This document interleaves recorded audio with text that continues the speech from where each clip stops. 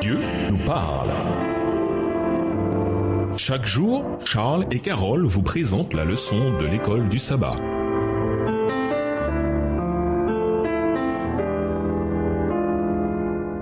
Bienvenue dans votre émission Dieu nous parle.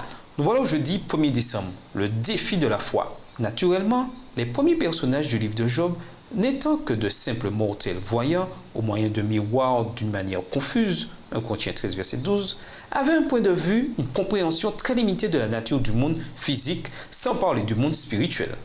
Fait intéressant également, dans tous ces débats sur les malheurs que subit Job, aucun de ces hommes, y compris Job, ne parle du rôle du diable, qui en est pourtant la cause directe et immédiate. Et pourtant, malgré l'assurance qu'ils avaient d'être dans le vrai, en particulier Éliou, voir Job 36 versets 1 à 4, aucune de leurs tentatives pour expliquer la souffrance de Job de manière rationnelle n'était à la hauteur. Et bien sûr, Job savait cela. Même avec notre compréhension actuelle du contexte du grand conflit, comment peut-on justifier et expliquer les malheurs qui ont frappé Job? Relisons Job, le chapitre 1 au chapitre 2, le verset 10. Même avec tout ce qui nous est révélé, quelle question demeure? Job, le chapitre 1 au chapitre 2, verset 10. Il y avait dans le pays d'Ut un homme qui s'appelait Job, et cet homme était intègre et droit. Il craignait Dieu et se détournait du mal. Il lui naquit 7 fils et 3 filles. Il possédait 7000 brebis, 3000 chameaux, 500 paires de bœufs, 500 ânesses et un très grand nombre de serviteurs. Et cet homme était le plus considérable de tous les fils de l'Orient. Ses fils allaient les uns chez les autres et donnaient tour à tour un festin. Et ils invitaient leurs 3 sœurs à manger et à boire avec eux. Et quand les jours de festin étaient passés, Job appelait et sanctifiait ses fils, puis il se levait de bon matin et offrait pour chacun d'eux un holocauste. Car Job disait, peut-être mes fils ont-ils péché et ont-ils offensé Dieu dans leur cœur. C'est ainsi que Job avait coutume d'agir. Verset 6. Or, les fils de Dieu vinrent un jour se présenter devant l'Éternel et Satan vint aussi au milieu d'eux. L'Éternel dit à Satan, « D'où viens-tu » Et Satan répondit à l'Éternel, « De parcourir la terre et de m'y promener. » L'Éternel dit à Satan, « As-tu remarqué mon serviteur Job? Il n'y a personne comme lui sur la terre. C'est un homme intègre et droit, craignant Dieu et se détournant du mal. » Et Satan répondit à l'Éternel, « Est-ce d'une manière désintéressée que Job craint Dieu? Ne l'as-tu pas protégé, lui, sa maison et tout ce qui est à lui? Tu as béni l'œuvre de ses mains et ses troupeaux couvrent le pays. » Verset 11. Mais étends ta main, touche à tout ce qui lui appartient, et je suis sûr qu'il te maudit en face. L'Éternel dit à Satan, voici, tout ce qui lui appartient, je te le livre. Seulement, ne porte pas la main sur lui. Et Satan se retira de devant la face de l'Éternel. Un jour que les fils et les filles de Job mangeaient et buvaient du vin dans la maison de leur frère aîné, il arriva auprès de Job un messager qui dit, les bœufs labouraient et les ânesses paissaient à côté d'eux. Des Sabéens se sont jetés dessus, les ont enlevés et ont passé les serviteurs au fil de l'épée. Et je me suis échappé moi seul pour t'en apporter la nouvelle. Verset 16, il parlait encore lorsque notre vin est dit, « Le feu de Dieu est tombé du ciel, a embrasé les brebis et les serviteurs et les a consumés. Et je me suis échappé moi seul pour t'emporter la nouvelle. » Il parlait encore lorsque notre vin est dit, « Des Chaldéens formés en 3 bandes se sont jetés sur les chameaux, les ont enlevés et ont passé les serviteurs au fil de l'épée, et je me suis échappé moi seul pour t'en apporter la nouvelle. » Il parlait encore lorsque notre vin est dit, « Tes fils et tes filles mangeaient et buvaient du vin dans la maison de leur frère aîné. Et voici un grand vent est venu de l'autre côté du désert et a frappé contre les 4 coins de la maison. Elle s'est écroulée sur les jeunes gens et ils sont morts. Et je me suis échappé moi seul pour t'en apporter la nouvelle. » Alors Job se leva, déchira son manteau et se rasa la tête, puis se jetant par terre, il se prosterna.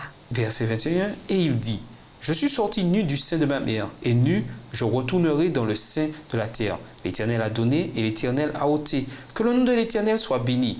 En tout cela, Job ne pécha point, et n'attribua rien d'injuste à Dieu. Or, les fils de Dieu vinrent un jour se présenter devant l'Éternel, et Satan vint aussi au milieu d'eux se présenter devant l'Éternel. L'Éternel dit à Satan, « D'où viens-tu » Et Satan répondit à l'Éternel, « De parcourir la terre et de m'y promener. » L'Éternel dit à Satan, « As-tu remarqué mon serviteur Job? Il n'y a personne comme lui sur la terre.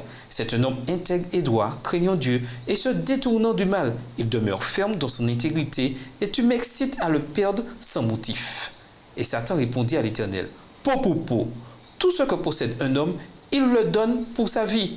Mais étends ta main, touche à ses os et à sa chair, et je suis sûr qu'il te maudit en face. Verset 6, l'Éternel dit à Satan, « Voici, je te le livre, seulement épargne sa vie. » Et Satan se retira de devant la face de l'Éternel. Puis il frappa Job d'un ulcère malin depuis la plante des pieds jusqu'au sommet de la tête. Et Job prit un tesson pour se gratter et s'assit sur la cendre. Sa femme lui dit, « Tu demeures ferme dans ton intégrité, maudit Dieu et meurs. » Mais Job lui répondit, « Tu parles comme une femme insensée. Quoi? Nous recevons de Dieu le bien et nous ne recevrions pas aussi le mal? » En tout cela, Job ne pécha point par ses lèvres. Avec les premiers chapitres de Job sous les yeux, nous avons une vision des choses qu'aucun de ces hommes n'avait. Néanmoins, même aujourd'hui, les enjeux restent difficiles à comprendre. Comme nous l'avons vu, loin d'être la cause de cette souffrance, c'était précisément l'intégrité de Job qui a poussé Dieu à parler de lui au diable. Donc, ce serait l'intégrité de cet homme et son désir d'être fidèle à Dieu qui ont entraîné tout cela? Comment comprendre cela? Et même si Job avait su ce qui se tramait, n'aurait-il pas crié « Seigneur, je t'en prie, utilise quelqu'un d'autre, rends-moi mes enfants, ma santé, mes biens » Job ne s'était pas porté volontaire pour être un cobaye. Qui ferait une chose pareille? Qu'y avait-il de juste dans tout cela pour Job et sa famille? Entre-temps, même si Dieu avait gagné son pari avec le diable, nous savons que le diable ne s'est pas avoué vaincu pour autant. Apocalypse 12, verset 12. Dans ce cas, quel était le but? Et de plus, en admettant que du bien soit sorti de ce qui est arrivé à Job, est-ce que cela valait la peine que tous ces gens meurent et que Job endure toute cette souffrance? Si ces questions demeurent sans réponse pour nous, et attendez de voir celles qui arrivent. Imaginez toutes les questions que Job devait avoir.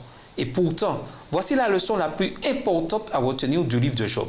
Il faut vivre par la foi et non par la vue. Faire confiance à Dieu et lui rester fidèle, même quand, comme Job, nous ne pouvons ni expliquer, ni justifier pourquoi les choses arrivent comme elles arrivent. Nous ne vivons pas par la foi quand tout a une explication logique et rationnelle. Nous vivons par la foi quand, comme Job, nous faisons confiance à Dieu et lui obéissons même quand nous ne pouvons comprendre ce qui se passe autour de nous.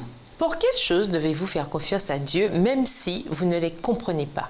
Comment continuer à bâtir cette confiance même quand vous n'avez pas de réponse? Et nous vous laissons à cette réflexion. Réfléchissez à d'autres exemples bibliques de gens qui, en dépit de leur fausse théologie ou de leur errance, ont été l'objet de la miséricorde divine en raison de leur consécration envers lui. Au revoir. Et à demain si Dieu veut. Dieu nous parle. Chaque jour, Charles et Carole vous présentent la leçon de l'école du sabbat.